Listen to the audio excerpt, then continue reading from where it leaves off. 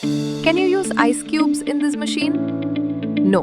To avoid damage, stay away from ice cubes, dry, or any extremely hard ingredients. What about prep work for fruits and vegetables? Yes. Always remember to take out hard central seeds, bits, thick peels, or shells before juicing. Can you run the processed pulp back through the machine? No. We don't recommend reprocessing pulp as it can block the pulp outlet. Why is it best to drink your fresh juice right away? Fresh juice oxidizes quickly once poured, which means it can start to lose its natural nutrients and freshness.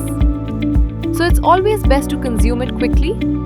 If you have leftovers, store them in a tightly sealed container in the refrigerator to save for later. What about clearing a jam while the machine is running? Never stick spoons, knives, or your hands down into the feeding chute. Always use the provided pusher to guide food down. Can you run the juicer continuously for a long time? No. Keep your continuous sessions to 20 minutes at most. And then let the unit cool down for at least 30 minutes before your next run. Can you move or shift the machine while it's operational? No. Always switch off and completely unplug the power cord before moving, assembling, or disassembling the parts. Can children use the juicer?